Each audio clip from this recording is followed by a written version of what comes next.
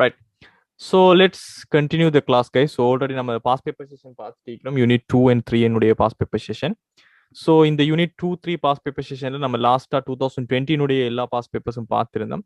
அதுல full MCQ questions எல்லாத்தையுமே 2020ல பார்த்துட்டு கடைசியாக இந்த மூணாவது கொஸ்டின்ல லாஸ்ட்ல வந்துட்டு கொஞ்சம் நமக்கு சரியாக நமக்கு அதை புரிஞ்சு கொள்ளாமலுக்கு நம்ம ஸ்டாப் பண்ணிருந்தோம்னு நினைக்கிறேன். ஸோ சந்தை பொருளாதார அரசாங்கம் தலையிடுகிற விதை, இந்த உச்ச விலை, இழிவு விலை சம்பந்தமாக எல்லாம் கேட்டுட்டு அதுக்கு பிறகு இந்த கொஸ்டின் கேட்டுட்டு நான்காவது கொஸ்டின்ல நம்ம சின்னொரு விட்டு இருந்தோம். ஸோ நான்காவது கொஸ்டின் சிம்பிளா ஸ்டூடெண்ட்ஸ், குறைந்தபட்ச விலை விதிப்பின் பின்னர் உற்பத்தியாளரினுடைய மிகை அப்படின்னு சொல்லப்படுவது இந்த பகுதியாக இருக்கும், ரைட்? ஸோ இந்த பகுதியாக தான் இருக்க போகிறது. ஸோ அதனால தான் நாம விலையாக இந்த பகுதின்னு சொல்லியிருந்தோம், ரைட்? ஸோ பகுதி வந்துட்டு 72/15 இந்த சிறிய முக்கோணமும் மற்ற முக்கோணம் தான் வரப்போறதாக இருக்கும். ஸோ இதை நீங்க சரியா கால்குலேட் பண்ணீங்கன்னு சொன்னா உங்களுக்கு இதனுடைய பரப்பளவாக 1404 வந்துட்டு உங்களுக்கு கிடைக்கக்கூடியதாக இருக்கும். So if you calculate it, I will show the calculator, then we can calculate it manually.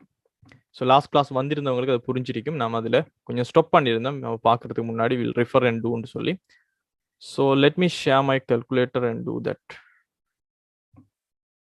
Right, இப்ப பாத்தீங்கன்னா ஸ்டூடெண்ட்ஸ், இந்த வரி விதிப்பு என்பது இடம்பெற்றுச்சு என்று சொன்னால், இந்த வரி விதிப்பு என்பது குறைந்தபட்ச விலையாக இந்த வரி விதிப்பு விதிக்கப்பட்டிருந்தால், ரைட், இது நிரம்பலாக காணப்படுமாக இருந்தால் இந்த பகுதி தான், இங்க இருக்கக்கூடிய இந்த பகுதி தான் உற்பத்தியாளரினுடைய மிகையாக காணப்படும். பிகாஸ் நுகர்வோனுடைய மிகையாக இருந்த பகுதியிலே இந்த பகுதியை உற்பத்தியாளர் எடுத்துக்கொள்வார். ஸோ இது இங்கு பரிமாற்றப்படுகின்ற 36 அலகுகள் இவ்வளவும் தான் சந்தையிலே விற்கப்படுவதாக இருக்கும். காரணம் என்னென்னு சொன்னால் 57 அலகுகள் அங்கு விற்கப்படாது. பிகாஸ் இது மிகையாக நிரம்பல் செய்யப்பட்ட ஒரு அளவாக காணப்படுது. ஸோ இந்த அலகு நீங்க பாத்தீங்கன்னு சொன்னா you can see like this. So ஃபர்ஸ்ட்டுக்கு இதை கணிக்கணும்னு சொன்னால் இந்த சிறிய முக்கோணத்தை நீங்க பாருங்க. So 51/15, right? 51/15, ரைட்? ஸோ இதன் மூலமாக அதனுடைய செங்குத்து தூரத்தை உங்களால பார்த்துக்கொள்ள முடியும். அதே மாதிரி இதனுடைய அடிப்பகுதி 36 இருக்க போகிறது. ஸோ வர ஆன்சரை வந்துட்டு நீங்க ரெண்டா பிரிச்சிங்கன்னு சொன்னா you can get 648. Okay, right. அதே மாதிரி இதுல கூட இந்த பகுதி, இந்த 72/51 இந்த பகுதியை நீங்க கால்குலேட் பண்ணணும். So 72 minus 51, right? Then we have to times by, right? 72ல இருந்து 51 கழிச்சிட்டு 36ஆல நீங்க பெருக்கணும், right? Then the answer should be 1404. அதுதான் இங்க இருக்கக்கூடிய குறைந்தபட்ச விலை விதிப்பினுடைய உற்பத்தியாளர் மிகையாக இருக்க போகிறது, ரைட்? சோ இதுதான் இங்க வரக்கூடிய விஷயம். சோ குறைந்த விலை விதிப்பினுடைய மீள முடியாத ஒரு நலன் இழப்பு அப்படின்னு பார்த்தோம்னு சொன்னால், குறைந்தபட்ச விலை விதிக்க முன் பொருளியலினுடைய மிகையில இருந்து குறைந்தபட்ச விலை விதிப்பதன் பின் பொருளியலினுடைய மிகையை நீங்க கழிச்சிங்கன்னு சொன்னால், இந்த 1875ல இருந்து நீங்க 1728 கழிச்சிங்கன்னு சொன்னால் உங்களுக்கு 147 என்பது ஆன்சராக காணப்படும், ரைட்? சோ ஹோப்ஃபுல்லி இந்த கொஸ்டின் நமக்கு இப்ப எல்லாருக்குமே கிளியர் ஆயிருக்கும்னு நினைக்கிறேன். நீங்க பழைய வீடியோஸோட சேர்த்து இதை பார்த்துருந்தீங்கன்னு சொன்னா உங்களுக்கு கிளியராக இருக்கும். இது 2020ஆம் ஆண்டினுடைய பாஸ் பேப்பரினுடைய video, right? Right. So right, that's it for 2020. இது வந்து லாஸ்ட் கிளாஸினுடைய கண்டினியூஷன். ஸோ நாம 2019ஆம் ஆண்டு கொஸ்டின்ல இருந்து இந்த கிளாஸ் ஸ்டார்ட் பண்ணுவோம். Okay, right. 2019 கொஸ்டினை பாத்தீங்கன்னா ஸ்டூடெண்ட், இந்த 2019ல வரக்கூடிய எல்லா கொஸ்டின்ஸையும் ஒரு ஸ்ட்ராட்டஜிக்கலான ஒரு கொஸ்டின் என்று சொல்லலாம். அந்த அளவுக்கு இந்த கொஸ்டின்ஸ் எல்லாம் நன்றாக ஒரு சரியாக மேக் பண்ணப்பட்டிருக்கும். ஒரு மேலோட்டமாக படிச்சுட்டு போனவங்களால செய்ய முடியாத அளவுக்கு இந்த கொஸ்டின் வந்து ஸ்ட்ராட்டஜிக்கா செஞ்சிருப்பாங்க, ரைட்? இதுல உங்களுடைய யூனிட் 2, யூனிட் 3யோட சம்பந்தப்பட்ட கொஸ்டின்ஸை மட்டும் நான் எடுத்துக்கிறேன் பாருங்க.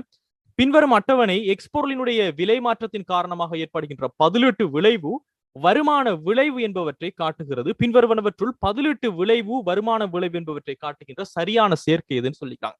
சோ இந்த கொஸ்டினை பொறுத்த வரைக்கும் ஸ்டூடெண்ட்ஸ், நிறைய பெரிய பெரிய சேர்மார் புக்ஸ்ல பார்க்க கூட இது சரியாக புரிஞ்சு கொள்ளாமலுக்கு அப்படியோ எங்கேயோ ஒரு இடத்துல இருந்து காப்பி பேஸ்ட் பண்ணி வச்சுக்கிறது என்னால பார்க்க முடிஞ்சதா இருந்துச்சு.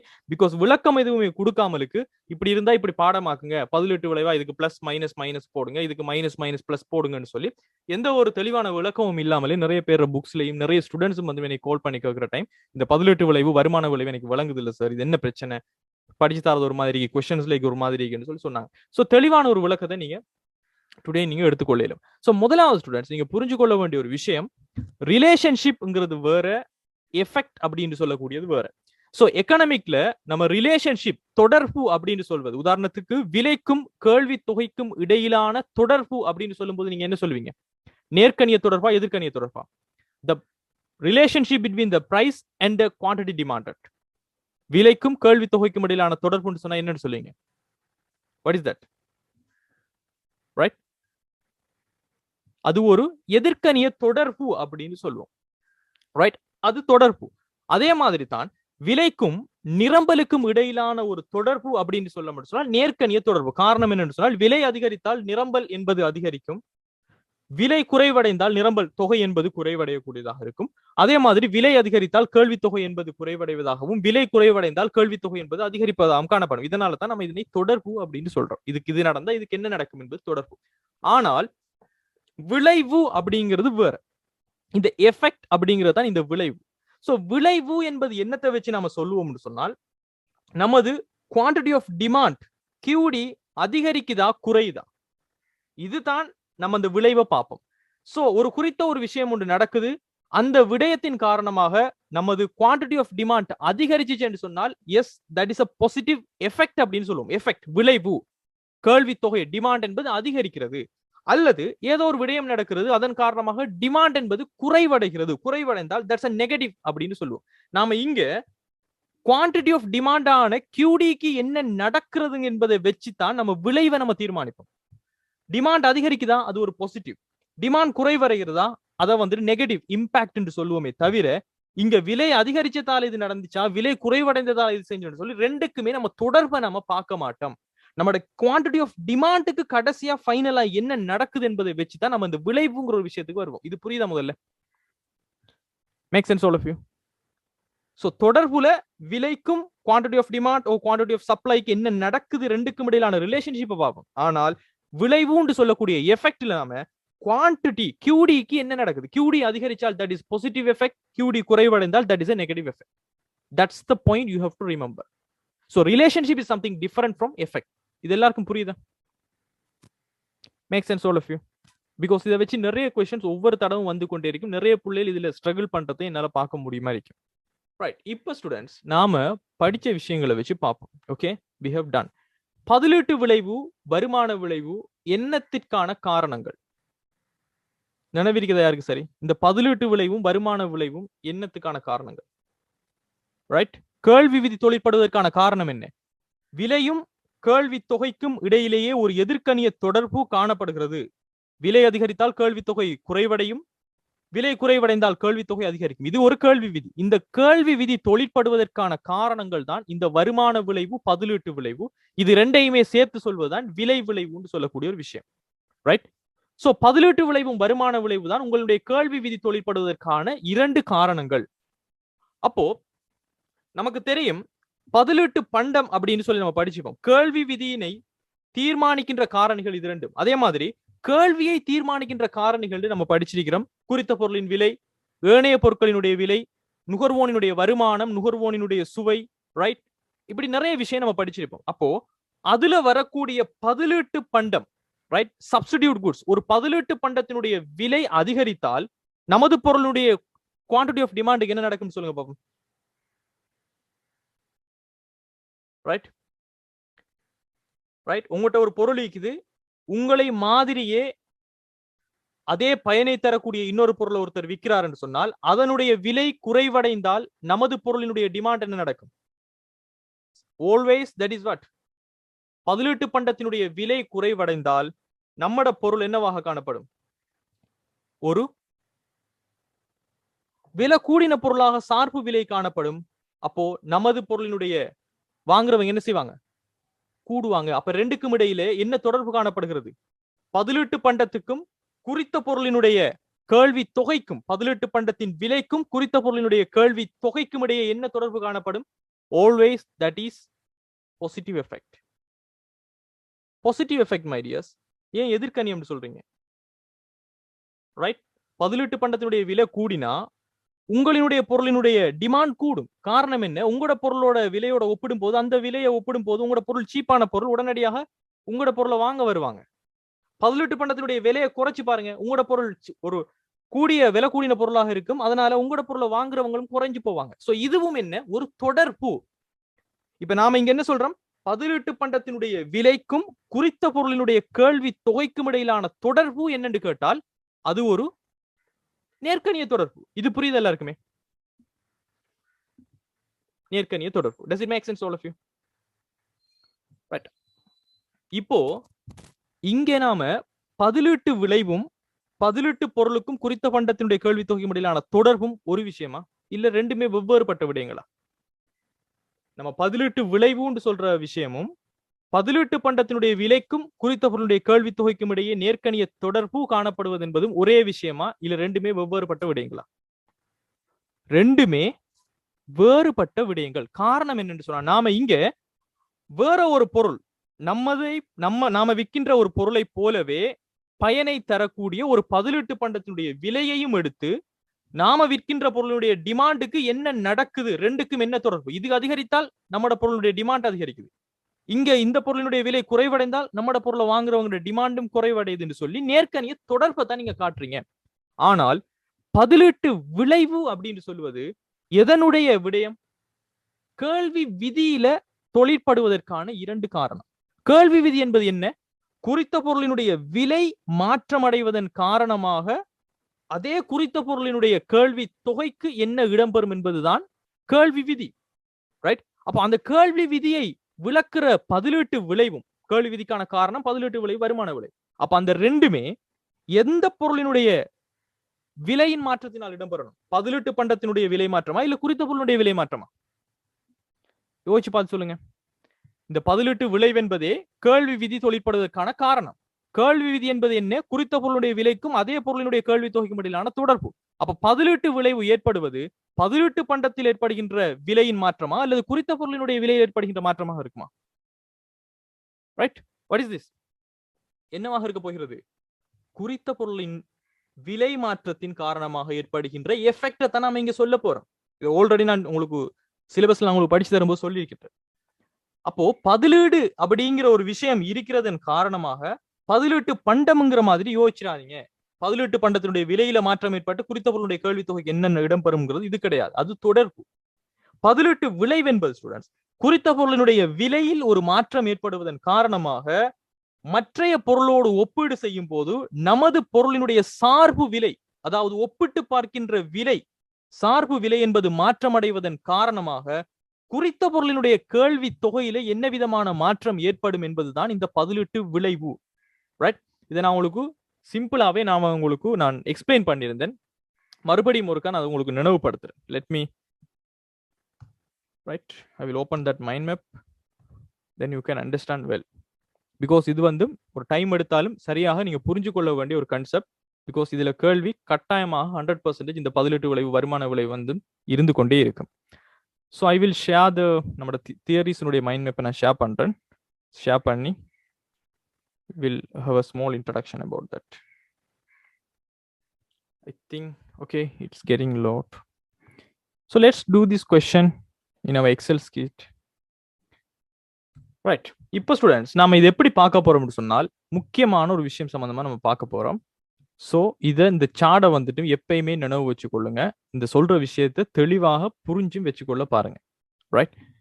ஸோ இந்த கொஸ்டின் உங்களுக்கு வரும்போது எப்படி வரும்னு சொன்னால் பொருட்களை பொறுத்து வரும். உதாரணத்துக்கு பொருட்களை இவங்க சாதாரண பண்டம், ரைட், சாதாரண பண்டம் அப்படின்னு பிரிக்கலாம். அதே மாதிரி நம்ம பொருட்களை சாதாரண பண்டம்னு பிரிக்கலாம். அதே மாதிரி இழிவு பண்டம் அப்படின்னு நம்ம பிரிச்சிருக்கோம். இழிவு பண்டம் அப்படின்னு நம்ம பிரிச்சிருக்கிறோம். அதே மாதிரி பொருட்களை கிஃபன் குட்ஸ் அப்படின்னு பிரிச்சிருக்கிறோம். ரைட்? சாதாரண பண்டம், இழிவு பண்டம், அதே மாதிரி கிஃபன் அப்படின்னு சொல்லி நம்ம பிரிச்சுக்கிறோம். ரைட்? கிஃபன் பண்டம் அப்படின்னு நம்ம பார்ப்போம். இது எல்லாருக்கும் நினைவிருக்குதான் இதெல்லாம் என்னன்னு சொல்லி. சாதாரண பண்டம் என்பது என்ன? நுகர்வோனினுடைய வருமானம் அதிகரித்தால் குறித்த பொருளினுடைய கேள்வியை கூட்டக்கூடிய பண்டங்கள் சாதாரண பண்டங்களாக காணப்படும். இந்த சாதாரண பண்டத்துக்குள்ளதான் ஆடம்பர பண்டம், அத்தியாவசிய பண்டம் எல்லாம் நம்ம பிரிச்சு பார்த்திருப்போம். சோ சாதாரண பண்டம் என்பது அந்த மாதிரியான ஒரு பண்டம். ஆனால் இழிவு பண்டம் என்பது என்ன? நுகர்வோனினுடைய வருமானம் அதிகரிச்சுன்னு சொன்னால் இந்த பொருளை நான் பாவிக்கிறது எனக்கு கொஞ்சம் மதிப்பில்லாம இருக்குன்னு சொல்லி அந்த வருமானம் அதிகரிப்பதன் காரணமாக அந்த பண்டத்தினுடைய டிமாண்ட குறைச்சு கொள்றாரு, நுகர்வை குறைச்சு கொண்டாருன்னு சொன்னால் அதனை இழிவு பண்டம்னு சொல்லுவோம். அதே மாதிரி கிஃபன் பண்டம் என்பது என்ன? கேள்வி விதிக்கு முரணான பண்டங்கள் ஆனால் இழிவு பண்டங்களாக இருக்கும். இதைத்தான் நம்ம படிச்சிருப்போம். எல்லா இழிவு பண்டங்களும் கிஃபன் பண்டங்களாகவும் ஆனால் எல்லா கிஃபன் பண்டங்களுமே இழிவு பண்டங்களாக மாற்றுச்சுன்னு சொல்லி படிச்சிருப்போம். இதெல்லாம் நினைவிருக்குதா? Right? Can you all remember that? Remember இல்லாட்டி தயவு செஞ்சு வீடியோஸை கொஞ்சம் எடுத்துட்டு படிக்க பாருங்க. ஓகே, சோ எல்லா இழிவு பண்டங்களும் கிஃபன் பண்டங்கள் அல்ல, ஆனால் எல்லா கிஃபன் பண்டங்களுமே இழிவு பண்டங்கள் தான். இதை நம்ம படிச்சுக்கிறோம். ரைட், இப்போ இதுல ஸ்டூடெண்ட்ஸ் நான் கேட்கிற கேள்விக்கு வந்துட்டு தெளிவாக நீங்க பதில் சொல்லணும். ஓகே, சோ உங்ககிட்ட இருந்து தான் நான் வந்து இந்த இதை எதிர்பார்க்க போறேன். முதலாவது, இதனுடைய விலைசார் கேள்வி நிகழ்ச்சி முதலாவது பார்ப்போம். ரைட், விலைசார் கேள்வி நிகழ்ச்சி என்பது என்னவாக காணப்படும் பார்ப்போம். அதாவது பிரைஸ் இலாஸ்டிசிட்டி ஆஃப் டிமாண்ட் அப்படின்னு சொல்லக்கூடிய PED பிளஸ்ல இருக்குமா மைனஸ்ல இருக்குமான்னு சொல்லி நீங்க எனக்கு சொல்ல போறீங்க. ரைட், இப்ப பாருங்க, விலைசார் கேள்வி நிகழ்ச்சி என்பது என்ன? அது பிளஸ்ல இருக்குமா மைனஸ்ல இருக்குமா என்னது தீர்மானிக்கும்? விலைக்கும் கேள்வி தொகைக்கும் இடையே காணப்படுகின்ற தொடர்பு நேர்கணியமாக இருந்துச்சுன்னு சொன்னால் பிளஸ்ல உங்களுக்கு PED வரும், எதிர்கணியமாக இருந்துச்சுன்னு சொன்னால் மைனஸ்ல PED வரும். எப்பவுமே ஒரு சாதாரண பண்டத்துக்கு என்னவாக காணப்படும்? விலைசார் கேள்வி நிகழ்ச்சி என்பது நமக்கு அதனுடைய குணகம் மைனஸ்ல வருமா அல்லது பிளஸ்ல வருமானு சொல்லுங்க பாப்போம். இது எப்பயுமே என்னத்துல வரும் ஸ்டூடெண்ட்ஸ்? மைனஸ்ல தான் இருக்கும். நல்லா யோசிச்சு பாருங்க. நம்ம PED கால்குலேட் பண்ணும்போது எப்பயுமே மைனஸ்ல தான் வரும். Because delta QD equal delta P into P equal QD நம்ம போகும்போது டெல்டா QD ஈக்குவல் டெல்டா Pக்கும் என்ன? விலை அதிகரிச்சா கேள்வி தொகை குறைவடையணும், அல்லது கேள்வி தொகை குறைவடைஞ்சா விலை அதிகரிக்கணும். ஏதாவது ஒரு மாற்றம் மைனஸ்ல வருங்கிறதாலேயே எப்பயுமே நம்ம கால்குலேட் பண்ணுகின்ற PED price elasticity of demand எப்பயுமே மைனஸ்ல தான் இருக்கும். ரைட், நமக்கு அதுல டவுட்டே கிடையாது. சோ கேள்வி விதி தொழிற்படுகின்ற பண்டங்களாக இருந்தால், அதாவது விலை அதிகரித்தால் கேள்வி தொகை என்பது குறைவடையும் என்கின்ற கேள்வி விதி தொழிற்படுகின்ற பண்டங்கள் எல்லாத்துக்குமே விலைசார் கேள்வி நிகழ்ச்சி என்பது மைனஸ்ல தான் காணப்படும். அதே போல ஸ்டூடெண்ட்ஸ், இழிவு பண்டம் கேள்வி விதி தொழிற்படுவதா இல்லையா? ரைட், நல்லா யோசிச்சு பார்த்து சொல்லுங்க. பிகாஸ் ஏன் மைனஸ் வருதுன்னு சொன்னால் கேள்வி விதி தொழிற்படுவது அப்படின்னு சொல்லி நம்ம மென்ஷன் பண்ணலாம். மைனஸ் வரதுக்கான காரணம், இழிவு பண்டம் கேள்வி விதி தொழிற்படக்கூடிய பண்டமா இல்லையா? அதாவது விலை அதிகரித்தால் கேள்வி தொகை குறைவடைவதும், விலை குறைவடைந்தால் கேள்வி தொகை அதிகரிக்கக்கூடிய ஒரு பண்டமா இல்லையா இழிவு பண்டம் என்று? Yes or no? கேள்வி விதி தொழிற்படும் பண்டமா கேள்வி விதி தொழிற்படாத பண்டமா? கேள்வி விதி தொழிற்படக்கூடிய ஒரு பண்டம். யோசிச்சு பாருங்க. இழிவு பண்டத்துக்கு நம்ம வரைவிலக்கணம் சொல்லும் போது எப்படி சொல்றோம்? இழிவு பண்டம் என்பது வருமானம் அதிகரித்தால் நுகர்வோன் அதனுடைய கொள்வனவை குறைத்துக் கொள்வான், அதனுடைய டிமாண்ட் குறைவடையும். வருமானம் குறைவடைந்தால் அந்த பொருளை அதிகமாக நுகர்வு செய்ய பார்ப்பான். அதாவது அவனோட ஸ்டேட்டஸ் அதிகரிச்சா அந்த பொருளை பாவிக்கிறத குறைஞ்சிடுவான், ஸ்டேட்டஸ் குறைஞ்சா அந்த பொருளுக்கே நம்ம மாறிடுவோம் அப்படின்னு சொல்லி அதிகரிக்கிற பண்டம். இங்க எங்கேயாவது நம்ம மென்ஷன் பண்ணிக்கிறோமா விலைக்கும் இந்த பொருளுடைய கேள்வி தொகைக்கும் நேர்கணிய தொடர்பு காணப்படும்? விலை அதிகரிச்சா கூடிய பொருள் வாங்குவான், விலை குறைஞ்சா குறைஞ்ச பொருள் வாங்குவான்னு சொல்லி கேள்வி விதிக்கு முரணான பண்டத்துல நம்ம எங்கேயாவது படிச்சிருக்கிறோமா இழிவு பண்டத்தை? கேள்வி விதிக்கு முரணான பண்டங்கள் என்னன்னு படிச்சிருக்கிறோம்? கிஃபன் பண்டம், வெப்லன் பண்டம். ரைட், கிஃபன் பண்டம், வெப்லன் பண்டம், தரத்தின் அடிப்படையில் விலை தீர்மானிக்கப்படுகின்ற பண்டங்கள். ரைட், காட்சி அறைகள்ல வச்சிருக்கப்படக்கூடிய பண்டங்கள், பழமையாக அதனுடைய விலை அதிகரிக்கும் என்று சொல்லக்கூடிய பண்டங்கள். இந்த மாதிரியான பண்டங்கள் தான் கேள்வி விதிக்கு முரணான பண்டம். ஆனால் இழிவு பண்டம் என்பது வருமானம் அதிகரித்தால் நுகர்வோன் அதனுடைய கொள்வனவை குறைச்சு கொள்வான், ஆனால் விலைக்கும் கேள்வி தொகையும் கேள்வி விதி தொழிற்படுகின்ற ஒரு பண்டம் தான் இழிவு பண்டம் என்பது. சோ இழிவு பண்டத்தும் கேள்வி விதிக்கு உட்பட்ட ஒரு பண்டமே தவிர கேள்வி விதிக்கு முரணான பண்டமாக காணப்படுவதில்லை. ஆனால் கிஃபன் பண்டம் என்பது கேள்வி விதி தொழிற்படுகின்ற பண்டமா அல்லது கேள்வி விதிக்கு முரணான பண்டமா? நல்லா பாருங்க. இதனால தான் நம்ம சொல்லுவோம் எல்லா இழிவு பண்டங்களும் கிஃபன் பண்டங்கள் அல்ல, கிஃபன் பண்டங்கள் எல்லாமே இழிவு பண்டங்கள் நம்ம சொல்றதுக்கான காரணமும் இதுதான். இங்கு கேள்வி விதி என்பது என்ன செய்யப்படாது? தொழிற்படாது. விலை அதிகரித்தால் கேள்வி தொகையும் அதிகரிக்கும் அப்படின்னு சொல்றதாலதான் நாம் என்ன செய்வோம்? இது ஒரு கேள்வி விதிக்கு முரணான ஒரு பண்டம். கேள்வி விதி இதுல தொழிற்படாது, முரணான ஒரு பண்டம். ஆனால் இது எல்லாமே என்னவாக காணப்படும்? இது ஒரு இழிவு பண்டமாகவும் இருக்கும். இது தான் இருக்கக்கூடிய விஷயம். இதனால தான் நம்ம சொல்றது எல்லா இழிவு பண்டங்களும் கிஃபன் பண்டங்கள் அல்ல, ஆனால் எல்லா கிஃபன் பண்டங்களும் இழிவு பண்டங்களாக இருக்கும். பிகாஸ் கிஃபன் பண்டம் என்பதும் வருமானம் அதிகரித்தால் அதனுடைய நுகர்வை குறைத்துக் கொள்வான், வருமானம் குறைவடைந்தால் அதனுடைய நுகர்வை அதிகரித்துக் கொள்வான். ஆனால் இங்கு கேள்வி விதி முரணாக தொழிற்படும். விலை அதிகரிச்சா இன்னும் பொருளை வாங்க ஆரம்பிப்பாங்க, விலை குறைவடைஞ்சா இந்த பொருளை குறைக்க ஆரம்பிப்பாங்க.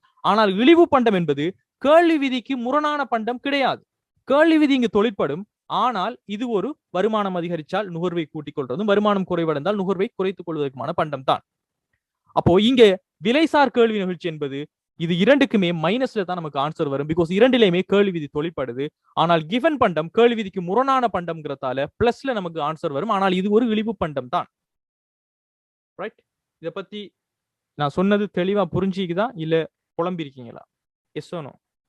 ஹானஸ்டா ஆன்சர் பண்ணுங்க.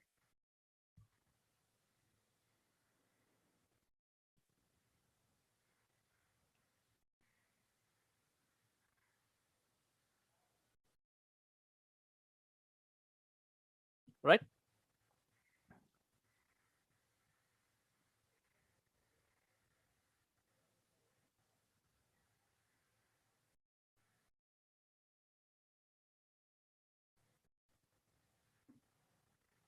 ரைட், ஓகே, விளங்கிடுச்சு. நிறைய பேரு கொஞ்சம் குழப்பமா மிக்குது. ஓகே, சோ இது ஒரு முதலாவது ஒரு விஷயம் நம்ம பார்க்க வேண்டியது, விலைசார் கேள்வி நிகழ்ச்சி என்பது என்ன மாதிரி காணப்படும் என்பது.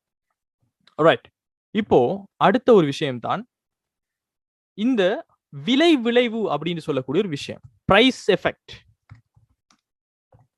விலை விளைவு அப்படின்னு சொல்லக்கூடிய price effect. We are calling this as a price effect.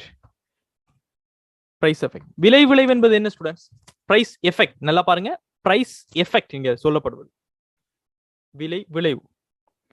இந்த விலை விளைவு என்பது வருமான விளைவினதும் பதிலீட்டு விளைவினதும் கூட்டுத்தொகையாக காணப்பட போகிறது. ரைட், சோ இங்க ரெண்டு விடயங்கள் வரப்போகிறது. ஒன்று பதிலீட்டு விளைவு என்று சொல்லக்கூடிய substitution effect. We will tell this as a substitution effect.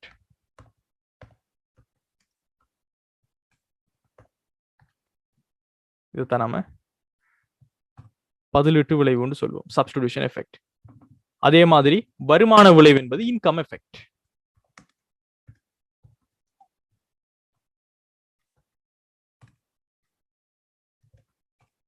Income effect.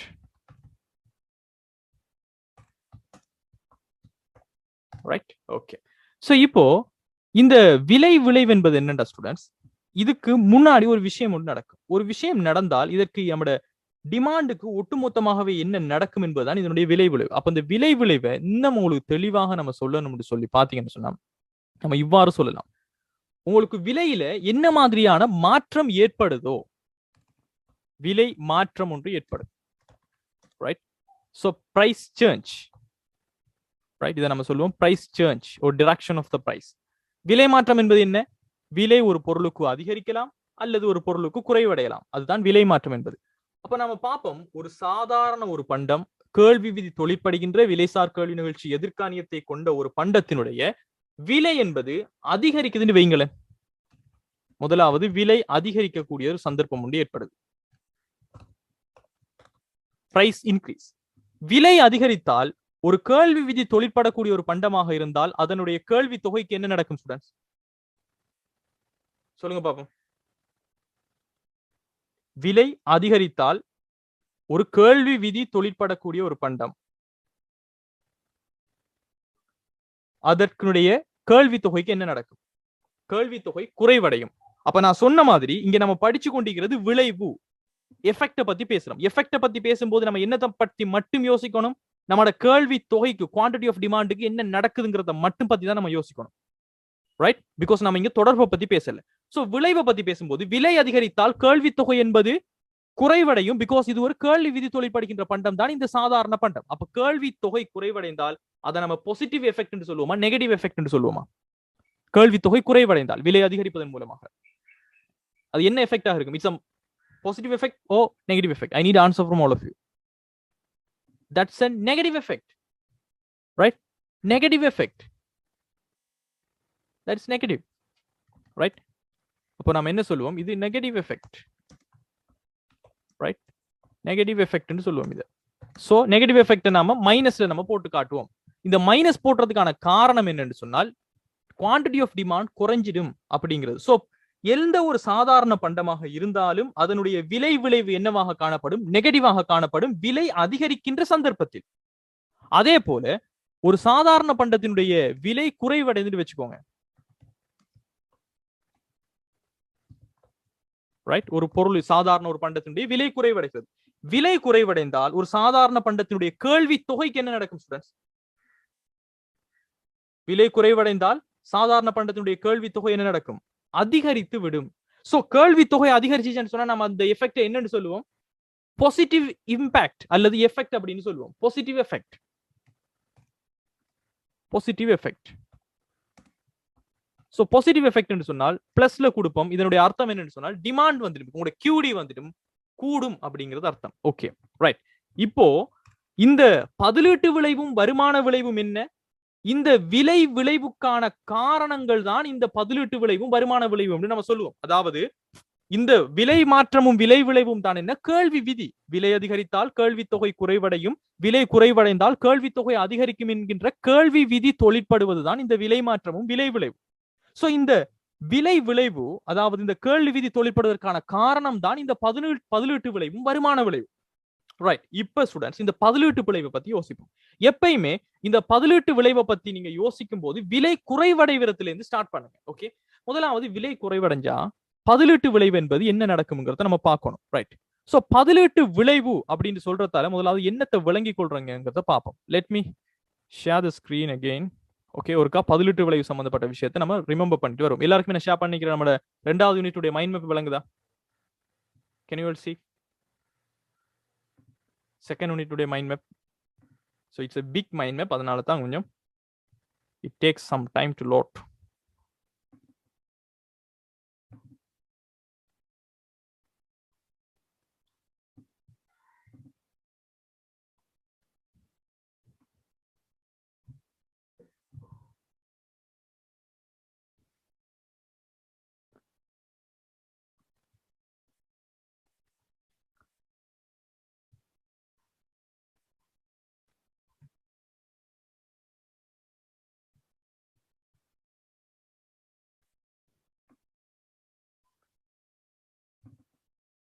Right, I think okay, give me some time. So அது ஓகே ஆனது நான் வழங்கப்படுத்துறேன். ஓகே, இப்ப பாருங்க ஸ்டூடெண்ட்ஸ், இந்த பதிலீட்டு பொருளினுடைய விளைவு எப்படி இருக்குன்னு சொல்லி பார்த்தா, முதலாவது இந்த நான் மறுபடியும் சொல்றேன் பாருங்க. இந்த பதிலீட்டு விளைவு என்பது குறித்த பொருளினுடைய ரைட், குறித்த பொருளினுடைய விலை வந்துட்டும் மாற்றம் அடையும். அதுதான் இங்க இருக்கக்கூடிய விலை அதிகரிப்பு, விலை குறைவடைவு. சோ குறித்த பொருளினுடைய விலை மாற்றம் அது அதிகரிப்பாகவும் இருக்கலாம் அல்லது குறைவாகவும் இருக்கலாம். அப்ப இந்த விலை மாற்றத்தை நாம எப்படி எடுப்போம்னு சொன்னா, we will take like this, right? So இந்த விலை மாற்றம் என்பது அதிகரிப்பாகவும் இருக்கலாம், அந்த விலை மாற்றம் என்பது குறைவாகவும் இருக்க முடியும். சோ இந்த விலை மாற்றத்தினுடைய அதிகரிப்புக்கு சில விஷயங்கள் நடக்கும், ரைட்? அதே மாதிரி இந்த விலை மாற்றம் குறைவடைந்தால் சில விஷயங்கள் நடக்கும். சோ எப்படியுமே குறித்த பொருளினுடைய விலை மாற்றத்தின் காரணமாக நடக்கக்கூடியதான் விஷயம், ரைட்? இப்ப ஸ்டூடெண்ட்ஸ் நல்லா பார்த்து எனக்கு சொல்லுங்க. You are going to answer for me. இப்போ ஒரு பொருளினுடைய விலை அதிகரிக்குதுன்னு வச்சுக்கோங்க, ரைட்? உங்களினுடைய குறித்த பொருள், உங்களினுடைய பொருள் வந்துட்டும் ₹20 வித்தது ₹25 அதிகரிக்குதுன்னு வச்சுக்கோங்க. அதன் காரணமாக உங்களினுடைய குறித்த பொருளுடைய டிமாண்டுக்கு என்ன நடக்கும் எனக்கு இப்ப யோசிச்சு சொல்லுங்க, ரைட்? ₹20 வித்த பொருளை ₹25 நீங்க விலையை கூட்டிட்டீங்க, நீங்க விக்கிற பொருள். அப்போ அதே பயனை தரக்கூடிய மார்க்கெட்ல இருக்கிற பொருளினுடைய அதே விலையும் ₹20 இருந்தால், இப்போ உங்களோட பொருள் மற்றைய பொருளோட ஒப்பீடு செய்யும் போது சீப்பான பொருளா விலை கூடின பொருளா? Is it cheaper goods or expensive goods? உங்களினுடைய பொருள் என்ன மாதிரியான ஒரு பொருளாக இருக்கும்? என்னவாக காணப்படும்?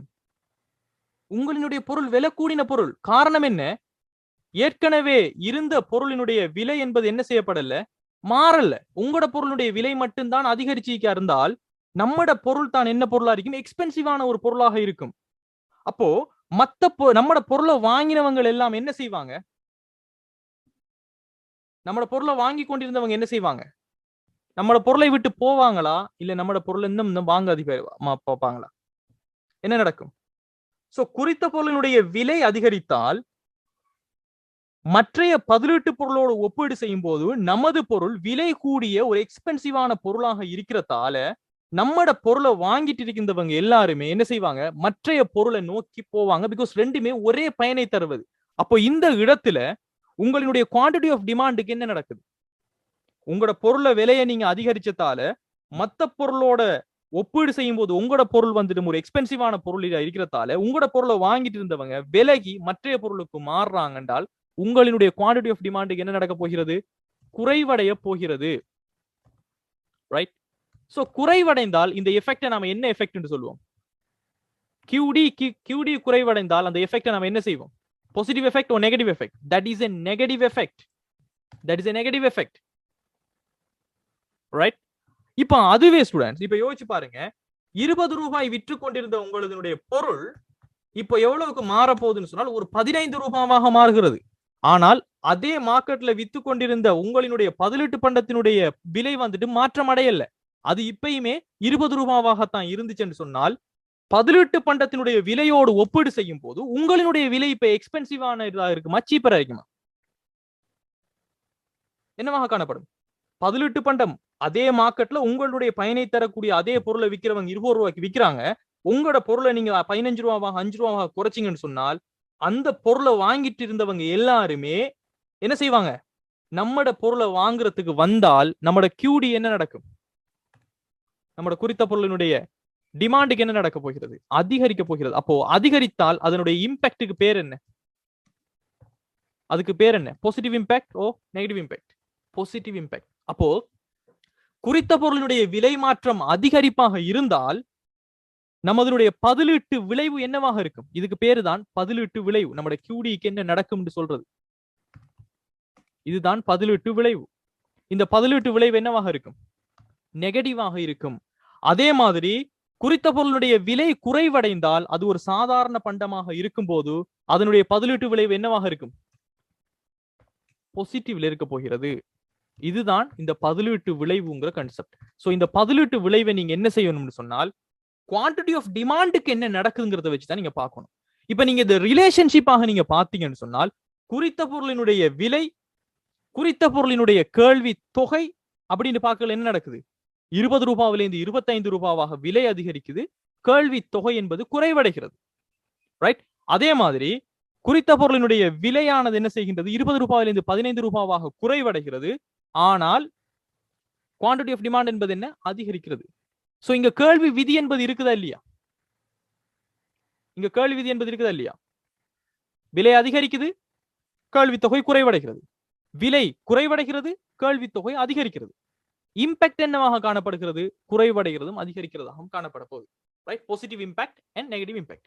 அப்போ இப்ப சொல்லுங்க, எப்பயுமே விலை குறைஞ்சத்துல இருந்து நீங்க பார்க்க போனீங்கன்னு சொன்னா உங்களுக்கு குழப்பங்கள் குறைவாக இருக்கும். அப்ப நீங்க பார்க்கலும் எப்படி, முதலாவது பதிலீட்டு பண்டத்தினுடைய விளைவு என்னன்னு சொல்லி பதிலீட்டு விளைவு என்னன்னு பாக்குறீங்கன்னு சொன்னால் நம்மட பொருளினுடைய விலை வந்துட்டும் குறைவடைந்தால் மற்றைய பண்டத்தோடு ஒப்பீடு செய்யும் போது நமது பண்டம் விலை குறைஞ்ச பொருளாக தெரியும். நம்மட பொருளை வாங்குறவங்க வருவாங்க, பிகாஸ் அந்த பொருளை விட்டுட்டு அப்போ நம்மட குவான்டிட்டி ஆஃப் டிமாண்ட் அதிகரிக்கும். சோ நம்மட இம்பாக்ட் என்னவாக காணப்படும், it's a positive impact or negative impact.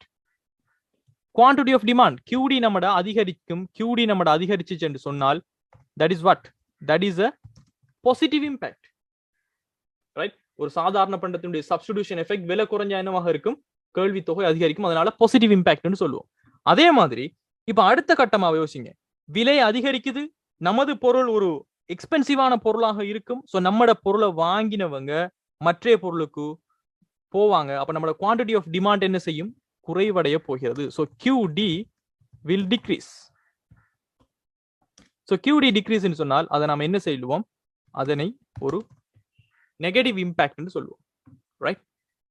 So இது முதலாவது ஒரு விஷயம். அதே மாதிரி தான் ஸ்டூடெண்ட்ஸ் அடுத்தது நீங்க பாத்தீங்கன்னு சொன்னால் வருமான விளைவு. சோ இந்த வருமான விளைவும் நாம என்னத்தை வச்சு பார்ப்போம், இந்த வருமான விளைவு என்பதும் குறித்த பொருளினுடைய விலை மாற்றம் தான். ரைட். இதே மாதிரி தான் வரும், குறித்த பொருளுடைய விலை மாற்றம் தான். ஆனால் இங்க பதிலீட்டை பத்தி நம்ம யோசிக்க மாட்டோம், நம்மளோட மெய் வருமானம்ங்கிற ஒரு விஷயத்தை பத்தி நம்ம யோசிப்போம் அப்படின்னு நான் சொல்லி தந்திக்கிறேன். ஓகே. சோ மெய் வருமானம்ங்கிற ஒரு கான்செப்டை வச்சு தான் நம்ம இதை வழங்கப்படுத்துவோம்னு சொல்லிக்கிறோம். சோ மெய் வருமானம் என்பது என்ன, உண்மையிலேயே உங்களுடைய கொள்வனவு ஆற்றலுக்கு என்ன இடம்பெறும் என்பது. இப்போ உதாரணத்துக்கு பாத்தீங்கன்னு சொன்னால், இப்போ நீங்க ஒரு salary எடுத்துக்கிறீங்க ஒரு கவர்மெண்ட் எம்ப்ளாயர்னு சொன்னால், நீங்க உங்களுக்கு ஒரு 2-3 மாசத்துக்கு முன்னாடியும் ஒரு 50,000 தான் சம்பளம். இப்பவும் உங்களுக்கு ஒரு 50,000 தான் சம்பளம். ஆனால் நீங்க ஒரு 2 மாசத்துக்கு முன்னாடி வாங்கக்கூடிய பால்மா பாக்கெட்டுகளினுடைய அளவு இப்ப இருக்கக்கூடிய அதே 50,000 ரூபாய் சம்பளத்துல உங்களால வாங்க முடியுமாக இருக்குமா? உங்களால வாங்க முடியுமாக இருக்குமா? அப்போ உங்களினுடைய கொள்வனவு ஆற்றல் என்பது குறைவடைந்திருக்குதா இல்லையா? உங்களுடைய கொள்வனவு ஆற்றல் என்பது என்ன செஞ்சிருக்குது? குறைவடைந்திருக்கிறது. அப்போ நாம இதைத்தான் ஸ்டூடெண்ட்ஸ் மெய் வருமானம் அப்படின்னு சொல்லுவோம். மெய் வருமானம், ரியல் இன்கம் சொல்லி நாம எக்கனாமிக்ல என்னதை சொல்லுவோம்னு சொன்னா நம்மளோட கொள்வனவினுடைய ஆற்றல். அப்போ நமது குறித்த பொருளினுடைய ஒரு விலை மாற்றம் ஒன்று இடம்பெறும். அந்த விலை மாற்றம் என்பது அதிகரிப்பாக இருக்கலாம், குறைவாக இருக்கலாம். சம்டைம் இப்ப நம்ம நாட்டில் நடக்கக்கூடிய ஒரு விஷயத்தை நீங்க பார்க்கலாம். நீங்க விற்கக்கூடிய ஒரு பொருள், ரைட், பொருளினுடைய விலை வந்துட்டும் அதிகரிக்கிறது அல்லது குறைவடைகிறது. அதுதான் விலை மாற்றம் அப்படின்னு சொல்லக்கூடிய ஒரு விஷயம். சோ அதிகரிக்கிறதோ குறைகிறதோ அது வந்துட்டு பணவீக்கத்தினுடைய ஒரு நாட்டினுடைய விடயம். ரைட். இப்போ இந்த மாற்றத்தின் காரணமாக உங்களினுடைய பெயரளவு வருமானம், மெய் வருமானம் என்று சொல்லக்கூடிய 2 விஷயங்கள் இருக்கும். Right. Nominal income and real income. பெயரளவு வருமானம், இதை நாம இங்கிலீஷ்ல சொல்லுவோம் நொமினல் இன்கம். பேருக்கு தான் உங்களுக்கு அது வருமானம். இப்போ உதாரணத்துக்கு நீங்க 50,000 ரூபாய் எடுக்கீங்கன்னு சொன்னால், விலை பொருளுக்கு விலை கூடினாலும் குறைஞ்சாலும் உங்களுக்கு 50,000 தான் வருமானம். அதுதான் உங்களுடைய பேரளவு வருமானம் சொல்லக்கூடிய நொமினல் இன்கம். ஆனால் நாம மெய் வருமானம்ங்கிற ஒரு கான்செப்ட் வந்து நம்ம படிச்சிருக்கிறோம். மெய் வருமானம், இதைத்தான் நம்ம சொல்லுவோம் ரியல் இன்கம் என்று சொல்லுவோம். ரியல் இன்கம், இதுதான் உண்மையான வருமானம். இப்போ உதாரணத்துக்கு நம்ம பார்ப்போம். ரைட். உதாரணத்துக்கு உங்களுக்கு ஒரு 1000 ரூபாய் காசு இருந்துச்சுன்னு சொன்னால், ஒரு 2 மாசத்துக்கு முன்னாடி ஒரு ஆப்பிளினுடைய விலை வந்துட்டும் 50 ரூபாவாக இருக்கும் சொன்னால் 1000 ரூபாய் காசு கொடுத்து உங்களால் எத்தனை ஆப்பிள்களை வாங்க முடியுமாக இருக்கும்? 1050 பிரிச்ச சொல்லுங்க பாப்போம். எத்தனை ஆப்பிள் வாங்கியிருப்பீங்க? உங்களுடைய பேரளவு வருமானத்தின் படி உங்களால எத்தனை ஆப்பிள்களை வாங்க முடியும்? 20 ஆப்பிள்ஸ் உங்களால வாங்க முடியுமாக இருந்திருக்கும். ஆனால் இப்போவும் உங்களுடைய சம்பளம் ஒரு 1000 ரூபாய் தான். அந்த 1000 ரூபாய் நோட்டு மாறல. இன்னும் அதே 1000 ரூபாய் நோட்டு தான் இருக்குது. ஆனால் இப்போ ஒரு ஆப்பிளினுடைய விலை எவ்வளவு போகுது ஸ்டூடெண்ட்ஸ் தெரியுமா? யாருக்கு? சரி, கடைசா மார்க்கெட் போனவங்க. What is the price of one apple right now? Almost 400. Almost 400 போகுதுன்னு நினைக்கிறேன் நான். Sometime 250, சில இடங்கள்ல 300. ஒரு நல்ல ஒரு ஆப்பிள் வாங்கணும்னு சொன்னா it might be 400. So let's take 250. ஏன் 250 எடுங்களேன். 250 ஒரு ஆப்பிள். அப்ப எத்தனை ஆப்பிள் உங்களால வாங்க முடியுமா இருக்கும்? 4 ஆப்பிள் தான் வாங்க முடியுமா இருக்கும். சோ இங்க உங்களுடைய பெயரளவு வருமானம் என்பது மாறவில்லை. அது 1000 ரூபாவாகத்தான் இருக்கிறது. ஆனால் உங்களுடைய மெய் வருமானம் என்று நாம இங்க என்னத்தை சொல்றோம் என்று சொன்னால், உங்களுடைய கொள்வனவு சக்தியான இந்த 20 ஆப்பிள்ஸ், 4 ஆப்பிள்ஸ், இதுதான் விஷயம். அப்போ உங்களோட கொள்வனவு ஆற்றல், உங்களுடைய மெய் வருமானம் என்பது ஒரு பொருளினுடைய விலை அதிகரித்தால் என்ன நடக்கும் சொல்லுங்க பாப்போம். Right, what will happen? பொருட்களினுடைய விலைகள் அதிகரித்தால் உங்களினுடைய மெய் வருமானம் என்பதுக்கு என்ன நடக்கும்? மெய் வருமானம் என்பது என்ன செய்யும்? குறைவடையும். சிம்பிள். பிகாஸ் உங்களுடைய கொள்வனவு ஆற்றல் என்பது குறைவடைகின்றது. அதே மாதிரி இதே சந்தர்ப்பத்துல அப்ப இதனுடைய மாற்றி நாம அடுத்த கட்டத்துக்கு நம்ம பார்த்தோம்னு சொன்னால், ஓகே, ஒரு பொருளினுடைய விலை குறைவடைவதாக இருந்தால் உங்களுடைய பொருட்களை வாங்கக்கூடிய அளவு என்ன செய்யும்? அதிகரிக்கும். பட் உங்களுடைய வருமானம் அவ்வளவுதான். பேரளவு வருமானம் அதே மாதிரி 1000 ரூபாவாகத்தான் இருக்கும். ஆனால் உங்களுடைய மெய் வருமானம் என்பது என்ன செய்யும்? அதிகரிக்கும். பிகாஸ் உங்களுடைய கொள்வனவு ஆற்றல் அதிகரிக்க போகிறது.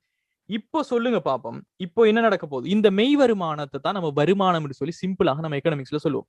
அப்போ வருமானம் அதிகரித்தால், ரைட், ஒரு சாதாரண பண்டமாக இருந்தால் அதனுடைய கேள்வியை நீங்க கூட்டுவீங்களா இல்லையா? உங்களோட கியூடி கடைசியாக கியூடியை நீங்க என்ன செய்வீங்க? சிம்பிளாக அதிகரிப்பீங்க. பிகாஸ் வருமானம் வருது, கொஞ்சம் பொருட்களை கொஞ்சம் கூட கூட்டுவோம். அப்போ இந்த இம்பாக்டை நாம என்ன இம்பாக்ட் என்று சொல்லுவோம்னு சொன்னால் positive. Right? It's a positive impact. It's a positive impact. அதுவே உங்களுடைய மெய் வருமானம் என்பது குறைவடைகிறதுன்னு வச்சுக்கோங்க. உங்களுடைய மெய் வருமானம் என்பது குறைவடைகிறது. சோ உங்களுடைய மெய் வருமானம் அதிகரிக்கிறது. மெய் வருமானம் அதிகரிக்குச்சுன்னு சொன்னால் நீங்க வாங்கக்கூடிய பொருட்களினுடைய மெய் வருமானம் குறைவடைந்தால் பொருட்களுடைய அளவு குறைவடையும். QD will decrease, right? Negative impact.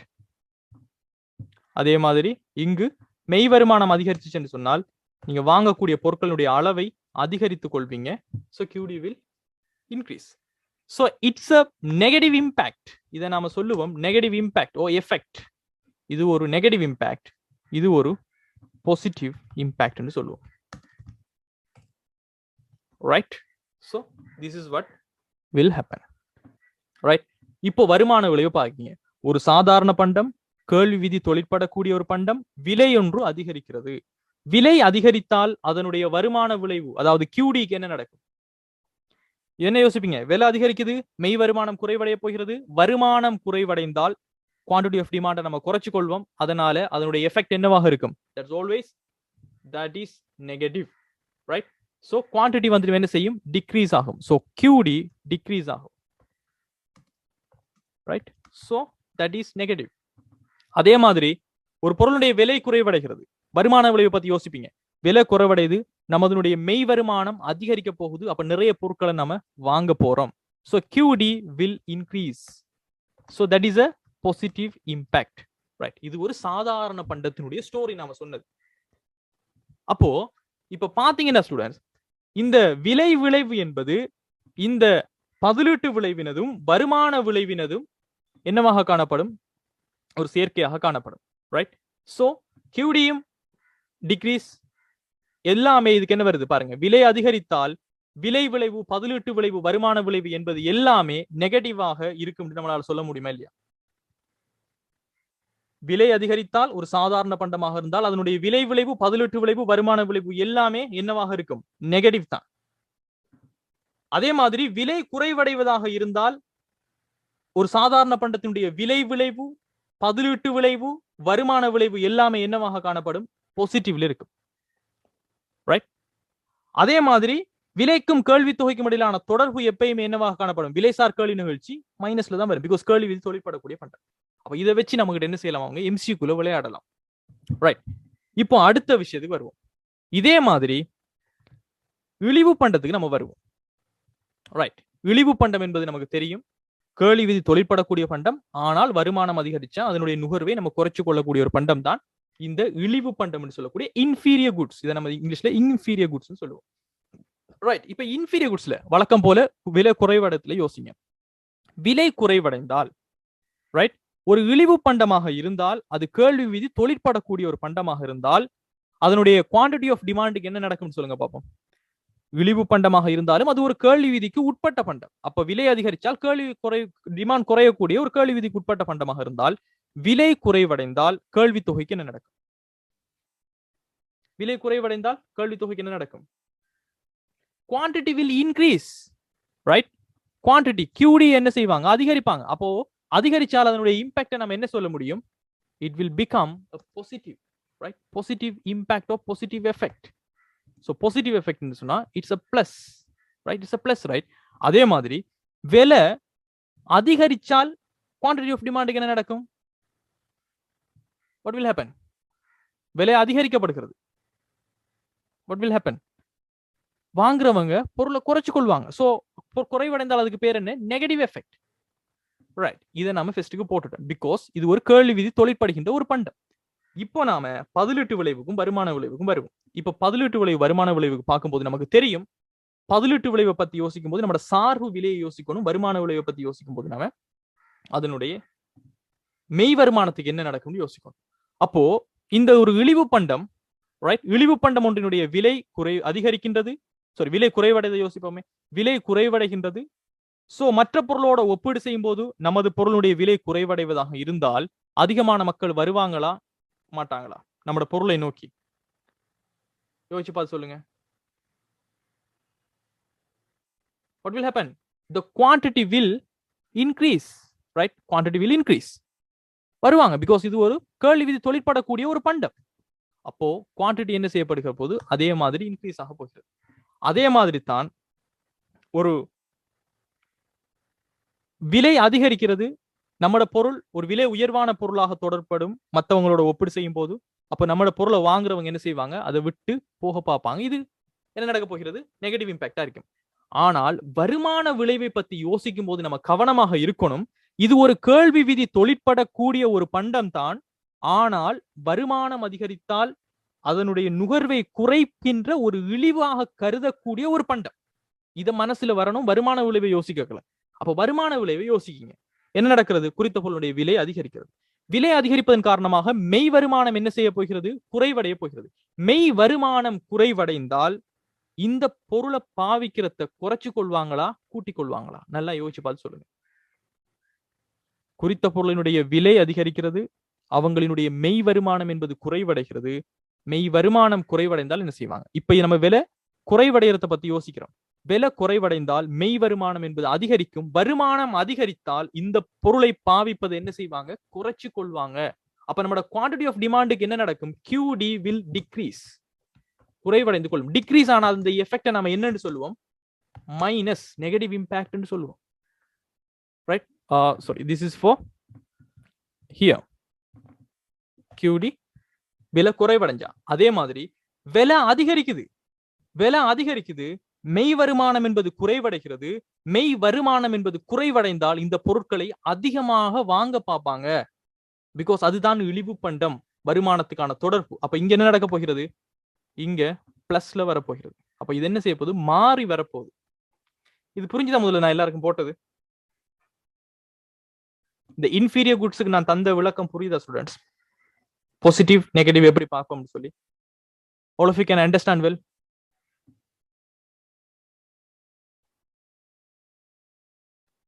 Right?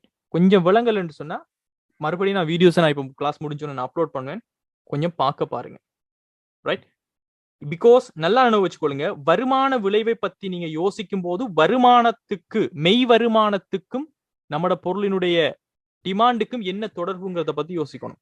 பதிலீட்டு விளைவை பத்தி நீங்க யோசிக்கும் போது சார்பு விலை, நம்மட பொருளை ஒப்பீடு செய்யும் போது மற்ற பொருளுடைய விலை என்ன மாதிரி, அதனால நம்ம குவான்டிட்டி ஆஃப் டிமாண்டுக்கு என்ன நடக்கும்னு யோசிக்கும். ரைட்? பிகாஸ் இழிவு பண்டம் என்பது வருமானம் அதிகரித்தால் நிறைய பொருளை வாங்க மாட்டோம், குறைச்சு கொள்வோம். வருமானம் குறைவடைந்து அந்த பொருளை நம்ம நுகர பார்ப்போம். உதாரணத்துக்கு பான் போன்ற பொருட்களை நம்ம சொல்லலாம். இப்ப பாருங்க, உங்களோட ஸ்டேட்டஸ் கூடுது, வருமானம் கூடி நீங்க ஒரு பெரிய ஒரு ஸ்டேட்டஸுக்கு போனீங்கன்னு சொன்னா பானை வாங்கி நைட்டுக்கு சாப்பிடுறத நீங்க ஒரு இழிவா நினைக்கிறதா இருந்தீங்க. ரைட்? அதனால அந்த பானினுடைய நுகர்வை நீங்க குறைச்சு கொள்ள பார்ப்பீங்க. ஆனா அதுவே வருமானம் நல்லா குறைஞ்சு போகுது, கடைசியில சரி பானை சரி நம்ம தின்னுட்டு இருந்துடுவோம், நம்மளோட வருமானமும் குறைஞ்சிட்டு. அப்ப என்ன செய்வீங்க? அந்த பொருளினுடைய நுகர்வை கூட்ட ஆரம்பிப்பீங்க. சோ இந்த மாதிரியான பண்டங்களை தான் நாம இழிவு பண்டம்னு சொல்லுவோம். Right? So you should understand this well. Right? இதற்கு பிறகு வரக்கூடியதான் முக்கியமான விஷயம். Let me clear this drawing first. Right? இதுக்கு பிறகு வரக்கூடியதான் given பண்டம். Right? இப்ப given பண்டத்தை பார்ப்போம். given பண்டம் என்பது என்ன? கேள்வி விதிக்கு முரணான ஒரு பண்டம். அப்ப இங்கேயும் மாற்றங்களை நம்ம விலை அதிகரிக்கிற, விலை குறைவடைகிறன்னு சொல்ல ரெண்டு மாற்றங்களை பத்தி நம்ம பார்க்க போறோம். விலை அதிகரித்தால் ஒரு கேள்வி விதிக்கு முரணான ஒரு பண்டம்டா என்ன? விலை அதிகரிச்சால் குவான்டிட்டி ஆஃப் டிமாண்டும் அதிகரிக்கும், விலை குறைவடைஞ்சால் குவான்டிட்டி ஆஃப் டிமாண்டும் கூடுவடை. அப்போ இதுதான் கேள்வி விதிக்கு முரணான பண்டம். அப்போ ஒரு கிவன் பண்டத்தினுடைய விலை அதிகரித்தால் குறித்த பண்டத்தினுடைய கேள்வி தொகைக்கு என்ன நடக்கும்னு சொல்லுங்க பாப்போம். It will increase or it will decrease. ஒரு கேள்வி விதிக்கு முரணான பண்டம் கிவன் பண்டத்துக்கு என்ன நடக்கும்? விலை அதிகரித்தால் ரைட், பொருட்களினுடைய அளவும் அதிகரிப்பும். அப்ப அது என்ன எஃபெக்டாக இருக்கும்? அது ஒரு பாசிட்டிவ் எஃபெக்டாக வரப்போகிறது. அதே மாதிரி விலை குறைவடைந்தால் நாம குவான்டிட்டி ஆஃப் டிமாண்டையும் என்ன செய்வோம்? QD-வையும் குறைச்சு கொள்வோம். அதனால் அது என்னவாக இருக்க போகிறது? நெகட்டிவாக இருக்க போகிறது. இது புரிஞ்சுதா முதல்ல? கிவன் குட்ஸுக்கு என்ன நடக்க போகுதுன்னு சொல்லி. ரைட்? ஒரு கிவன் குட்ஸ் ஆக இருந்தால் அதனுடைய பிரைஸ் எஃபெக்ட் என்னவாக இருக்கும்? Price increase positive, price decrease negative. Right? இப்போ இந்த பதிலீட்டு விளைவு வருமான விளைவுக்கு வாருங்க. ரைட்? இப்ப பாருங்க ஸ்டூடெண்ட்ஸ், பதிலீட்டு விளைவு வருமான விளைவு பார்க்கும்போது இது ஒரு கேள்வி விதிக்கு முரணான பண்டம். ஆனால் வருமானம் அதிகரித்தால் அதனுடைய நுகர்வை குறைத்துக் கொள்ளக்கூடிய ஒரு பண்டம். இப்ப பதிலீட்டு விளைவை பாக்குறீங்க, குறித்த பொருளினுடைய விலை அதிகரிக்கிறது. விலை அதிகரித்தால் சார்பு பொருளோட ஒப்பீடு செய்யும் போது இது என்னவாக காணப்படும்? இந்த பண்டம் what will happen? அப்ப பாருங்க, இப்ப நீங்க பார்க்க போறீங்க, ஒரு விலை குறைவடைகிறது. விலை குறைவடைந்தால்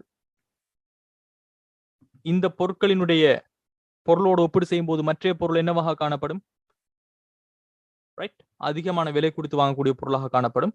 ஸோ இந்த பொருள் நோக்கி என்ன செய்வாங்க, வாரவங்க அதிகமாக. ஒரு கிஃபன் பண்டமாக இருந்துச்சுன்னு சொன்னால் அந்த கிஃபன் பண்டம் விலை வந்துட்டும் குறைவடைவதாக இருந்துச்சுன்னு சொன்னால் அதனுடைய சப்ஸ்டிடியூட் எஃபெக்ட் என்னவாக இருக்கும்? Quantity will increase, right? QD will increase. Correct? Right? Positive impact. Because பொருள் விலை குறைவடைது, மற்ற பொருளோட ஒப்பிடும்போது சீப்பானதாக காணப்படுது, நம்ம பொருளை வாங்க போறாங்க. ஸோ நம்ம டிமாண்ட் கூட போகுது, QD increase. That's a positive, right? அதே மாதிரி விலை அதிகரிச்சுன்னு சொன்னா என்ன நடக்கும்? நம்மட பொருள் ஒரு விலை உயர்ந்த ஒரு பொருளாக மாறப்போகுது மற்ற பொருளோட ஒப்பிடு செய்யும் போது. அப்ப நம்மட பொருளை விட்டு நீங்கிறவங்க அதிகமாக போறாங்க. அப்ப பிரைஸ் இன்க்ரீஸ் என்ன நடக்க போகிறது? அதனுடைய சப்ஸ்டிடியூஷன் எஃபெக்ட் குவான்டிட்டி டிக்ரீஸ் ஆக போகிறது. QD decrease. So that is என்னது? நெகட்டிவ் இம்பாக்டாக இருக்க போகிறது. இப்போ இதனுடைய வருமான விளைவுக்கு நீங்க வாரீங்க.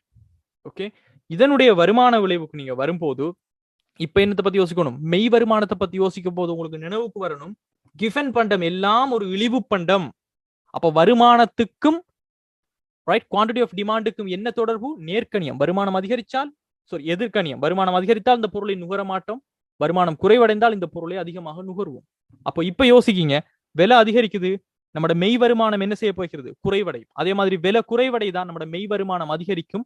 மெய் வருமானம் அதிகரித்தால் இந்த பொருளுடைய நுகர்வை நீங்க என்ன செய்வீங்க? குறைச்சு கொள்வீங்க, ரைட்? அப்ப குறைச்சு கொண்டா என்ன நடக்க போகிறது? QD வந்துட்டும் டிக்ரீஸ் ஆக போகிறது. So QD decrease. So that is a negative impact, right? Then அதே மாதிரி இப்ப பாருங்க, விலை அதிகரித்தால் மெய் வருமானம் என்பது குறைவடையும். மெய் வருமானம் என்பது குறைவடைந்தால் இந்த பொருளை அதிகமாக நுகர பார்ப்பீங்க. So then it will become an increase one. So இப்படித்தான் நாம இதை விளங்கி வச்சுக்கொள்ளணும். இதுதான் சரியான ஒரு விஷயமும் கூட. அப்ப நீங்க இதை பாத்தீங்கன்னு சொன்னா இதுல வரக்கூடிய ஒரு ஃப்ளோ இருக்குது, ரைட்? இந்த ஃப்ளோவை பாத்தீங்கன்னா QD decrease, QD increase, QD decrease, QD increase, QD decrease, QD increase. அப்படின்னா என்ன அர்த்தம்? இதனுடைய ஃப்ளோ எந்த இடத்துலையும் இங்க மாறல, ரைட்? வருமான விளைவு பாருங்க, ஆனா minus plus, plus minus, plus minus. இங்க வரக்கூடிய இந்த ரெண்டு பண்டங்களுமே ஒரே மாதிரியான விடயத்தை கொண்டிருக்குது. அதற்கு காரணம் என்னன்னா, அந்த ரெண்டு பண்டங்களும் வருமானத்துக்கும் குவான்டிட்டி ஆஃப் டிமாண்டுக்கும் இடையிலே ஒரு எதிர்க்கணிய தொடர்பை கொண்ட பண்டங்களாக இருக்கும். ஆனால் சாதாரண பண்டம் அப்படியான பண்டம் கிடையாது. அதே மாதிரி விலை விளைவு பாருங்க, minus plus, minus plus, plus minus. இந்த ரெண்டுக்குமே இந்த விலை விளைவு என்னவாக காணப்படும்? ஒரு கேள்வி விதி தொழிற்படுறதால சரியான கேள்வி விதிக்கு உட்பட்டதாக இது காணப்படக்கூடியதாக இருக்கும், ரைட்? ஆனா இந்த பொருளுக்கு கேள்வி விதி தொழிற்படாததால மாறி வரப்போகுது. விலை அதிகரிச்சா பாசிட்டிவ் எஃபெக்ட், ரைட்? இது புரிஞ்சுதா இப்ப எல்லாருக்கும்? Clear, right? சோ இது நிறைய பேர் சரியா படிப்பிக்கிறல்ல, பிகாஸ் அவங்களுக்கும் புரியறல, அவங்களுக்கு புரிஞ்சாலும் பிள்ளைகளுக்கு புரியுற மாதிரி சொல்லி கொடுக்கறல்ல. சில டீச்சர்ஸ் மாதிரினுடைய பேர் சொல்ல விரும்பல, அவங்களோட புக்ஸ்ல நீங்க பார்த்தாலும் அவங்க சும்மா வெறும் plus minus, plus minus, minus plus தான் போட்டிருப்பாங்க. அது விலை அதிகரிக்கிறதாலயா விலை குறைவடைகிறதால எந்த ஒரு விளக்கமுமே இல்லை. அதை வச்சு கொண்டு உங்களால கொஸ்டின் செய்ய முடியாது. Okay, right? So let's come back to our question. இப்போ இந்த விஷயத்தோட நம்மளோட கொஸ்டினை நம்மளால செய்ய முடியுமாக இருக்குதான்னு நம்ம பார்ப்போம். ஓகே, ஸோ இந்த சார்ட் தான் உங்களோட கீ. ஸோ இந்த சார்ட் சரியாக விளங்கியிருந்தீங்கன்னு சொன்னால் டக்குன்னு ஒரு 2 மினிட்ஸுக்குள்ள உங்களால இந்த சார்ட்டை உங்களோட எக்ஸாம் ஹோல்ல உங்களால டக்குன்னு போட்டுட்டே யோசிக்க முடியும். பிகாஸ் இந்த கொஸ்டின் எல்லாம் கொஞ்சம் போடாமலுக்கு யோசிச்சிங்கன்னு சொன்னா குழம்பிடுவீங்க. அதனால சார்ட்டை வந்துட்டு குயிக்காக இந்த மாதிரி கொஸ்டின் வந்துச்சுன்னா டக்குன்னு இதான் நம்ம படிச்சோம், இதுதான் சொல்லி டக்குன்னு போட்டுட்டு கொஸ்டினை யோசிச்சிங்கன்னு சொன்னா it will be more simple to you, right? Okay, right. இப்போ எனக்கு கரெக்டான ஆன்சர் சொல்லுங்க. இப்போ நீங்க எல்லாரும் இப்போ இவ்வளோ நேரம் நான் படிச்சு தந்ததுக்கு சரியான ஒரு இதொன்று செய்யணும்னு நினைச்சீங்கன்னு சொன்னா நீங்க கரெக்டான ஆன்சர் இப்போ நீங்க சொல்லுங்க. இந்த சார்ட்டை பார்த்து ஆன்சர் சொல்லுங்க. First, second, third, fourth, fifth, எது ஆன்சர்? ஃபர்ஸ்ட் இருக்கக்கூடிய மூன்றுமே ஒரு இழிவு பொருளினுடைய விலை அதிகரித்தால் குறைவடைந்தால் பதிலீட்டு விளைவின் காரணமாக கேள்வித் தொகைக்கு என்ன இடம்பெறும்? வருமான விளைவின் காரணமாக கேள்வித் தொகைக்கு இடம்பெறும் என்ன? அதாவது விளைவை கேட்டிக்கிறாங்க. என்ன answer? which one it's the answer? The answer number is what? It should be the fourth one, right? நல்லா பாருங்க, ஒரு இழிவு பொருளினுடைய விலை மாற்றம் வீழ்ச்சி அடைவதாக இருந்தால், சோ இழிவு பொருளுக்கு வாங்க விலை வந்துட்டு குறைவடைவதாக இருந்தால் அதனுடைய பதிலீட்டு விளைவின் காரணமாக ஏற்படுகின்ற கேள்வி தொகை என்ன செய்யும்? அதிகரிக்கும். Positive effect. சோ முதலாவது ஆன்சர் பதிலீட்டு விளைவின் காரணமாக ஏற்படும் கேள்வி தொகை குறைவடைங்கிறதுலே அவுட். இரண்டாவது பாருங்க, ஒரு இழிவுப் பொருளுடைய விலை அதிகரிக்கிறது. சோ இழிவுப் பொருளுடைய விலை அதிகரிக்கிறது. அதிகரிப்பதனுடைய பதிலீட்டு விளைவின் காரணமாக ஏற்படும் என்னது? நெகட்டிவ் எஃபெக்டாக இருக்க வேண்டும். சாரி, விலை மாற்றம் இந்த பதிலீட்டு விளைவு இங்க இருக்குது. ரைட், ஒரு இழிவுப் பொருளாக இருக்குமாக இருந்தால் இழிவுப் பொருளுடைய விலை குறைவடைவதாக இருந்துச்சுன்னு சொன்னால் அதனுடைய QD வந்துட்டு என்ன செய்யணும்? இன்க்ரீஸ் ஆகணும். ரைட், சோ முதலாவது ஆன்சர் அவுட். இரண்டாவது, ஒரு இழிவுப் பொருளுடைய விலை வந்துட்டு என்ன செய்கிறது? அதிகரிக்கிறதாக இருக்கிறது. சோ இழிவுப் பொருளுடைய விலை அதிகரிக்கிறது, ஆனால் உண்மையிலேயே அதனுடைய பதிலீட்டு விளைவு என்னவாக இருக்கணும்? QD வந்துட்டு டிக்ரீஸ் ஆகணும். ரைட், அது வந்துட்டு சரியாக இருக்கிறது. ஆனால் அதனுடைய வருமான விளைவு என்னவாக இருக்கணும்? QD வந்துட்டு இன்க்ரீஸ் ஆக இருக்கணும். சோ அதனால இரண்டாவது ஆன்சர்ல குறையும் இருக்கத்தால அவுட். மூணாவது ஆன்சர் பாருங்க, இழிவுப் பொருளினுடைய விலை மாற்றம் வந்துட்டு அதிகரிப்பதாக இருக்கிறது. சோ விலை அதிகரிப்பதாக இருக்கிறது, பதிலீட்டு விளைவு என்னவாக இருக்கும்? குறைவடைவதாக இருக்க போகிறது. சோ ஆனால் இங்க அதிகரிக்கிறதா இருக்கத்தால மூணாவது அவுட். நாலாவது பாருங்க, ஒரு சாதாரண பண்டத்தினுடைய விலை வந்துட்டு வீழ்ச்சி அடைகிறது, குறைவடைவதாக இருந்தால் அதனுடைய பதிலீட்டு விளைவு என்னவாக இருக்கும்? ஒரு பாசிட்டிவ் QD இன்க்ரீஸ், அதாவது பாசிட்டிவ் இம்பாக்ட் ஆக இருக்கும். அதே மாதிரி அதனுடைய வருமான விளைவு என்ன செய்யும்? ஒரு QD இன்க்ரீஸ் ஆல ஒரு பாசிட்டிவ் இம்பாக்ட் ஆக இருக்கும். சோ நாலாவது கரெக்டா இருக்குது. ஆனால் அஞ்சாவது பாருங்க, ஒரு சாதாரண பொருளினுடைய விலை வந்துட்டு அதிகரிப்பதாக இருந்தால் அதனுடைய பதிலீட்டு விளைவு என்னவாக இருக்கும்? பாசிட்டிவ் இல்ல நெகட்டிவாக இருக்க போகிறது. Right, QD decrease. சோ அது ஆன்சர் கிடையாது. So answer number 4. இது விளங்கிடுச்சா ஸ்டூடெண்ட்ஸ்? சாட்டிஸ்ஃபைட்? உங்களால இதுக்கு மாதிரியான क्वेश्चन செய்ய முடியுமா? ரைட், கொமனா சாதாரண பண்டத்தினுடைய விலை கொண்டு கேட்க மாட்டாங்க மைடிஸ். அப்படி கேட்டால் அந்த क्वेश्चन வந்துட்டு பிழையான ஒரு क्वेश्चन. ரைட், விலை அதிகரிக்கணுமா குறையணுமாங்கிறது தான் உண்மை. அதை வச்சுதான் நம்மளால தாக்கம் சொல்ல முடியும். தொடர்பு வேணும்னா நம்ம சொல்ல முடியும்.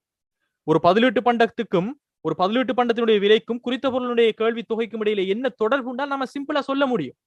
ரைட், பதிலீட்டு பண்டத்தினுடைய விலை கூடினுச்சா நம்மளோட பொருளுடைய டிமாண்ட் கூடும். பாசிட்டிவ் ரிலேஷன்ஷிப் நம்மளால சொல்ல முடியும். அதே மாதிரி குறித்த பொருளுடைய விலைக்கும் குறித்த பொருளுடைய கேள்வி தொகைக்கும் என்ன தொடர்பு அப்படின்னு சொன்னா நம்மளால நெகட்டிவ் சொல்ல முடியும். ஆனால் எஃபெக்ட் எப்பயுமே விலை அதிகரிக்குதா குறையுதாங்கிறத வச்சுதான் நம்மளால சொல்ல முடியும்.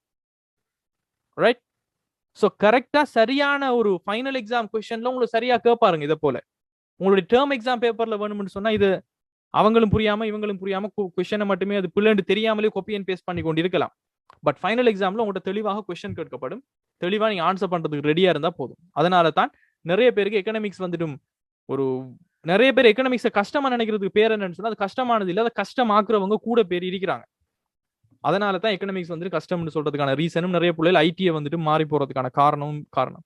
பட் எக்கனாமிக் தெளிவா படிச்சிருந்தீங்கன்னு சொன்னால் 100%ல 95 மார்க்ஸ் இருக்கக்கூடிய ஒரு பாடம். பிகாஸ் இதுதான் பிசினஸ் ஸ்டடிஸ்னா நம்ம யோசிக்கணும், அதை எழுதணும் இதை எழுதணும், நமக்கு தெரியாத விஷயம் இருக்கலாம். But it's always fixed.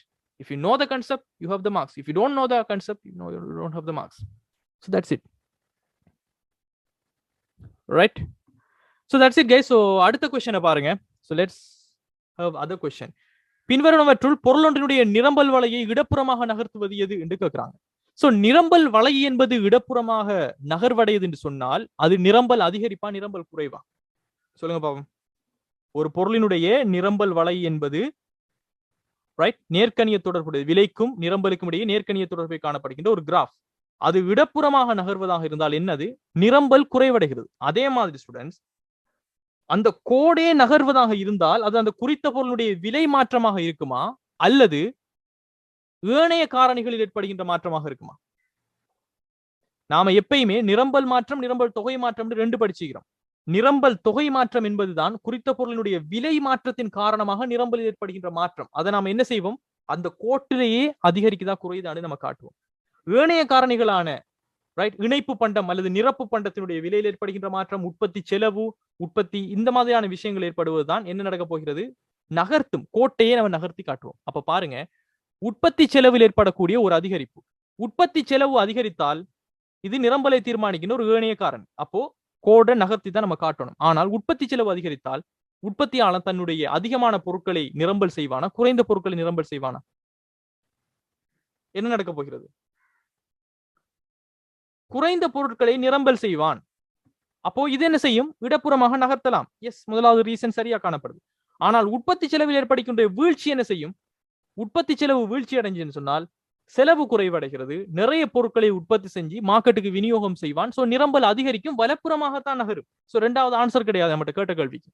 மூன்றாவது பாருங்க, பொருளினுடைய விலையில் ஏற்படக்கூடிய ஒரு அதிகரிப்பு. எஸ், விலை அதிகரித்தால் நிரம்பல் தொகை என்பது அதிகரிக்கும். ஆனால் அதனை நம்ம கோட்டை இடப்புறமாக நகர்த்தி காட்டுவோமா அல்லது கோட்டில் உள்ள புள்ளியை மேல் நோக்கி நகர்த்துவதன் மூலமாக காட்டுவோமா?